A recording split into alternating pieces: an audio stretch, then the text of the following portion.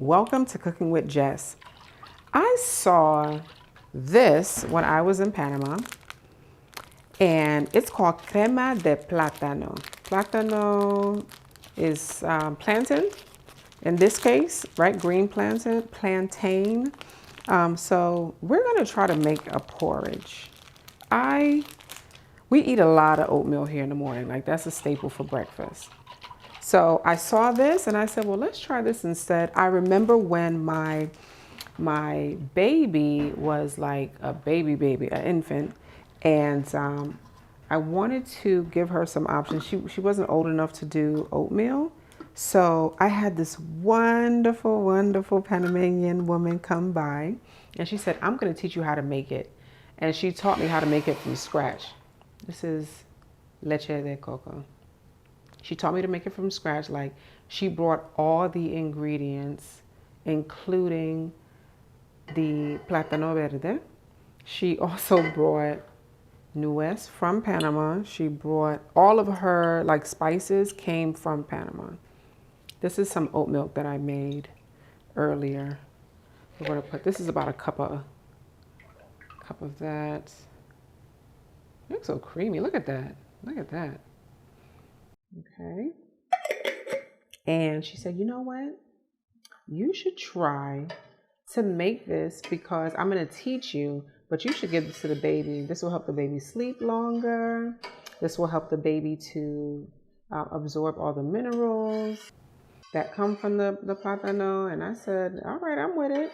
Tried it. I thought it was amazing. I think it took me back to like my childhood because we ate different porridges as opposed to like oatmeal, and I wanted that so badly for my littles. And then the baby tried it and she just was like, I'm sorry, what is this? So I said, well, that's okay, there's just more for me. So when I saw that, it reminded me of that experience. But plátano verde is on its own. It's a tough, larger than banana, but it's in the banana family. And because so many different dishes are made from it, you can fry it. So you can have it fried. That's more of a savory. You have it and you boil it. That's also savory, but the texture is completely different. So the powder here that came, this is seven cup. I'm just adding that right into the pot. That flavor is interchangeable with how you're preparing it and what you're adding to it. So it doesn't necessarily taste the same in every dish that you make with it, but man, it's definitely a thickener. So it's going to thicken this up and make it more like a porridge. So that's what I'm going for. I'm just going to keep stirring. I have this on 5, which is fairly high, because I want to bring all these liquids to a boil. I'm also going to put 3 tazas de agua, 3 cups of water. We've got a lot of liquid going on in there. But like I said, this is a natural thickener as well. So it is gluten-free. If you're thinking, yes, it is. It's gluten-free. And we're going to season it to taste. So I say that because this is just a pinch of salt. I just wanted to be fancy and put it in a little glass. But when it comes to sugar, that's completely up to you. I'm not going to tell you how little or how much to put in. I'm a strong advocate for, as you're cooking, you cook to taste, right? What tastes good to you? If something tastes like it needs something to be added to it, specifically we're talking about sweetener. If you think that it needs it to be a little more sweet, then that's a good place to be in, because you can always add to it. It's a little difficult to be in a situation where you've added too much sweetener and now you're trying to figure out, well, man, how am I going to take out all this sugary taste, you know, or this very sweet taste. So in that instance, I highly recommend you taste as you cook. So I don't hear any or see any bubbles, very small bubbles coming in, but not like rapid boil, which is what I want to see before I go in and taste it. Because I want to make sure that everything is heated through. And at that point, it's coming in. It's coming in pretty fast. Wow. I just had to give it some time. Let's see what's going to happen. And it will thicken. I got steam, waiting for that bubbles. And I also want to make sure that as I continue to mix, that I'm mixing in the leche de coco, because it's starting to break down. I can see like the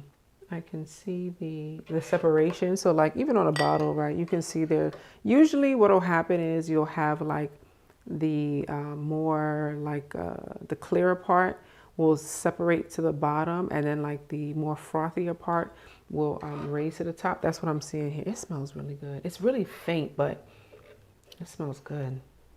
It's the coconut. That's what I'm smelling the most. Even though it's very faint, just the whole aroma itself is very faint, but the coconut and the platano together is giving a like a warm hug smell. I don't even know how to describe it. It just it reminds me of like something you eat, or something that I would eat like on a Sunday morning as like a bowl of porridge. So we continue to stir, just making sure that everything is moving in together. Nice and blending. And this is a quick one, right? We don't have to do too much. If you have trouble finding this, you can always look for, I know that maybe in the flour section, I'm just thinking about, that's a good place to look. It might be more in a specialty store. I'm not going to say specifically you'll find that brand, but I've been able to find green banana flour, which is something that I use in chocolate bombs. I don't know if you've seen that video, check that out. That's something that I find at my little fancy grocery store, not my ethnic grocery store, which I'm wondering if they, you know, I didn't think to check because I already had it. But I wonder if like an ethnic grocery store, I would, now that I'm thinking about it, like why not? Why wouldn't they have something like that? Yeah, they might have. So what you'll be looking for is plantain flour. I'm trying to think what other names it might, it might go as, perhaps it might go under the name of avena de platano. There might be, this is thickening up real good. Real good. Wow. It just like all of a sudden, like everything just activated. All the forces came together and just activated. And I'm seeing like big plops of bubbles. Listen, you can hear it. Hear that? Yeah. Oh, it's plopping. But it's all staying in the pot. Muchas gracias. All right. I want to taste it at this point because I think that it warrants a taste. I think we're there. I have not added any sugar yet. I'm going to turn it down because these plops are getting like a little aggressive. We're moving from max to 4, and I'm keeping this stir because I don't want it to stick. It really thickened up. Like, wow. It was very watery. Now look at that. We get into porridge. We get into porridge consistency for sure. All right, let me taste this. I'm looking at it like, man. I don't want to stop stirring. So I'm at 4. We're gonna go down to 3 because maybe you're trying to tell me something and I'm not knowing that you're telling me like, baby, this is a lot of heat. Go ahead and bring me down, please. We're gonna take our time and let a little bit of this cool. I don't want to just like shove it like, let me go ahead and taste it. Because I know it's going to be hot, especially since it's much thicker now. Look at that now. Look how it's just transforming. Here, let's turn you down. I'm at 1 now. We can go lower than 1. We can on this particular machine, but I'm going to stop at 1. And it sounds like the plops are slowing down just a bit. I know that it's still getting heat from the burner, but it's slowing down just a little bit. Just a little bit. You should see what this looks like. Oh, oh, are you popping? You're getting fresh. It's so creamy. It's so creamy. This reminds me of what that wonderful Panamanian lady made. This is a tablespoon of azúcar morena or cane sugar. Wow, creamy. I didn't think it was gonna get to this. I'm just gonna tell you. I really didn't. I didn't think it was gonna get here. Now I'm seeing like this is giving me exactly what she came over here and made. Wow. Wow. So we'll try this and see if how she feels about it, because now she's a little older. She's not a baby anymore. She's a toddler. It's official. And yeah, I wonder if she'll try it now. She likes her oatmeal. And when I make oatmeal, I make it from rolled oats, like from the whole oat. So it's not, and then how I make it, it's not I don't make it it's not very thick. Like, to me, this is not thick. This is thick for this, but not thick for oatmeal. I know that's a little hard to, it's thick in a sense that, I mean, I don't make my oatmeal thick in the sense that when you scoop it, like the whole thing is going to slide off the spoon and plop, like in one clump. Like, I don't make it like that. But I also don't make it runny. Like, it would not be the consistency of this. It would just be just a little thicker, right? Where you're getting spoonfuls in, you could put it in your mouth. Like, all this stuff is not gonna like drip, drip, drip, and you gotta hurry and try to get it into your mouth. It's so silky. Can you see that? Let me do that again. It's so silky. Look, there's no plop plop as it's falling in, because it's just like it's diving into the into the pot. It's very silky. If you look at it too, it's shiny. It is shiny. Look at vegetables. Look at that. Look what they do to you. Man, listen. If you ain't up on it, get up on it. For real. Look. Now, them plops you hearing is from the, let's just go ahead and turn that off. I think we're good. Oh, this is giving me porridge. This is giving me Sunday morning porridge vibes. Oh my gosh. Now, because it's me and I like season, I'm going to hit this with some nuez. I'm going to hit this with some, which is nutmeg. I'm going to hit this with some, definitely some more sugar. That 1 tablespoon, it did nothing.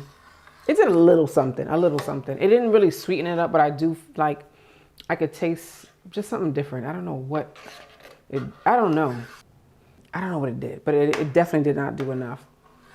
Cinnamon. We're going to add some canela to this bad boy. Bastante canela, bastante.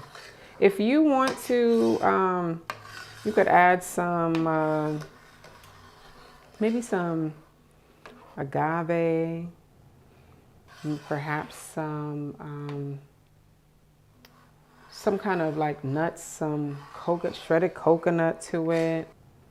Yeah, you could do it up. Or if you want to go on a savory route, you can add just a little tiny bit of, like the tiniest bits, like I said, a pinch of salt, right? Like a pinch of ajo en polvo. Try that. Add just a little bit of garlic, like garlic powder to it, if you want to go that savory route instead of the sweet route. And let me know. I'm going to plate this up. I'm ready. I know I need to add, I need some more sugar, because I like this as a sweet dish. This is the nuez I was talking about. And if you hear in there, I got like real nuez in there. That's from the wonderful lady. She's so wonderful. She bakes and she cooks really, really well. Panamanian food really, really well. And, you know, I like to get information from her. Some of her secrets, her tips and her tricks. Now, a lot of what she makes, I don't eat because just of my dietary restrictions. So like a lot of the meats that she makes and like seafood dishes and then wheat and all that stuff, I don't partake in, but when my parents come and they hang out with her, they partake and they rave about her food. I've had one of her cakes before. She's talented. She is talented. All right. So I added canela, nuez, un poquito de azúcar morena. And we're just mixing it up because we're gonna make sure everything. But look, can you see how like, I don't know if you can see that shine, that like, see how shiny it is? You see that? Yeah, let's see. It's so smooth. Yeah, this is it for me. I'm gonna have a bowl of this and take a nap. And I'm gonna do that again on a Sunday because this is like comfort food for me. If soft was a word, I don't. That's what I'm getting from this. Like that's how I feel. Like it's not hard to eat. You know, you don't have to chew or nothing, and it just got flavor. There you go, man. Crema de platano. Try it. You'll love it. Until next time.